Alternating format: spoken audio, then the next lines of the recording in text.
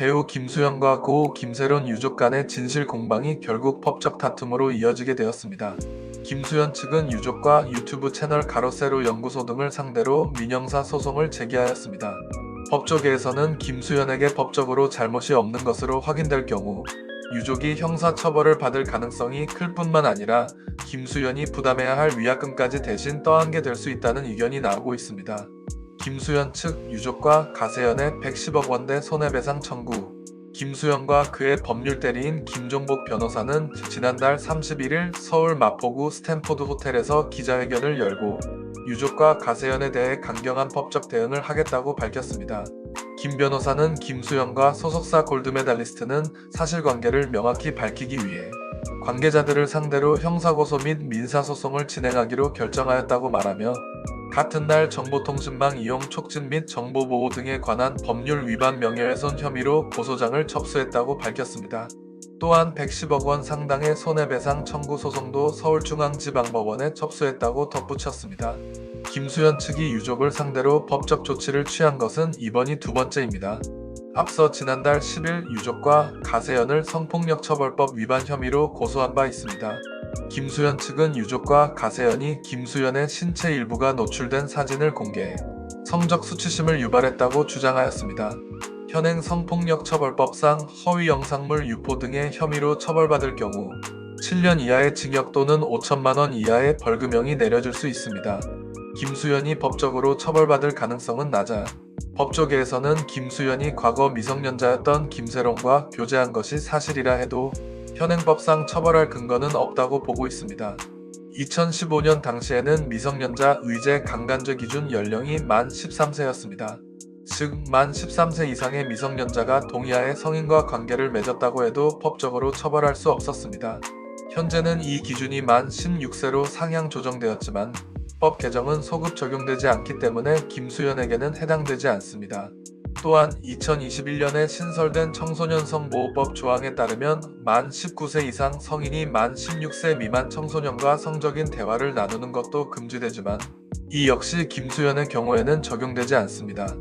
즉, 김수현이 과거 김세롱과 연인 관계였다고 하더라도 이를 이유로 법적 처벌을 받지는 않을 가능성이 높습니다. 유족이 법적으로 불리해질 가능성이 더 높다. 유족은 김수현이 김세롱과의 관계를 부인함으로써 고인의 명예를 훼손했다고 주장하고 있습니다. 하지만 법조계에서는 이 또한 법정에서 인정받기 어렵다는 의견을 내놓고 있습니다. 반면 유족이 김수현의 신체가 노출된 사진을 공개한 것은 명백한 범죄 행위로 간주될 수 있습니다. 성범죄 사건을 많이 다뤄온 이은혜 변호사는 유족과 가세연이 김수현의 노출 사진을 공개한 것은 심각한 범죄라고 지적했습니다. 이 변호사는 문제가 된 사진을 보면 하해 실종이라며 김수현의 하체를 가려놓았는데 만약 그가 반바지를 입고 있었다면 이는 허위사실 유포에 따른 명예훼손이 될 것입니다. 반대로 정말 벗은 사진이라면 이는 성폭력처벌법상 불법 촬영물 유포에 해당할 수 있습니다. 라고 설명했습니다. 또한 유족과 가세연은 김수현을 압박하며 더 센 사진이 있다고 주장하고 있는데 이 역시 법적으로 위험할 수 있습니다. 만약 실제로 성적 수치심을 유발할 만한 사진을 가지고 있다면 이는 촬영물을 이용한 협박에 해당하며 법정형이 최소 1년 이상의 유기징역으로 시작됩니다. 반대로 만약 그런 사진이 실제로 존재하지 않는다면 허위사실 유포에 따른 명예훼손과 협박죄로 처벌받을 가능성이 있습니다. 김수현이 2015년 당시 법적으로 문제될 행동을 하지 않았다면 김수현이 내야 할 엄청난 위약금은 유족이 대신 떠안을 수도 있습니다. 법조계에서는 향후 진행될 민사소송에서도 유족이 불리한 입장에 놓일 것으로 보고 있습니다. 현재 업계에서는 김수현의 광고 계약 해지로 인해 발생한 위약금이 최소 200억 원에서 최대 2천억 원 수준으로 예상하고 있습니다. 김수현 측은 광고 계약 해지의 원인이 유족과 가세연의 주장 때문이라고 보고 있으며 이에 따라 유족에게 구상권을 행사할 가능성이 높습니다. 만약 유족이 김수현의 위약금을 떠안게 된다면 공동불법행위 책임에 따라 손해배상을 해야 할 수도 있습니다.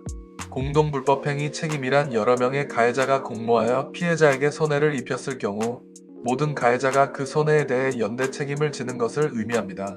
즉, 유족과 가세연이 공동으로 김수현에게 피해를 입힌 것이 인정되면 위약금을 포함한 손해배상 책임을 공동으로 부담해야 할 수도 있습니다. 결론적으로 말하면 이 사건은 김수현과 김세론 유족 간의 감정적 대립이 법적 다툼으로까지 번진 사례입니다. 하지만 법적으로 살펴보면 김수현이 2015년 기준 위법 행위를 하지 않은 이상 유족이 불리한 입장에 놓일 가능성이 커 보입니다. 유족이 공개한 사진과 추가 폭로에 대한 법적 책임이 인정될 경우 오히려 유족이 형사처벌을 받을 가능성이 높아지며 민사적으로도 김수현에게 손해배상 책임을 져야 할 수도 있습니다. 법정 공방으로 가지 않게 멈췄으면 좋았을 텐데 안타까운 생각이 듭니다. 또 뚜렷한 잘못과 그에 관한 증거가 나오기 전에 범죄자로 낙인을 찍고 코너로 몰아가는 매체들의 무책임한 여론몰이와 악덕 마녀 사냥이 이 지경까지 오게 한 것은 아닌지 유감스러운 생각이 듭니다.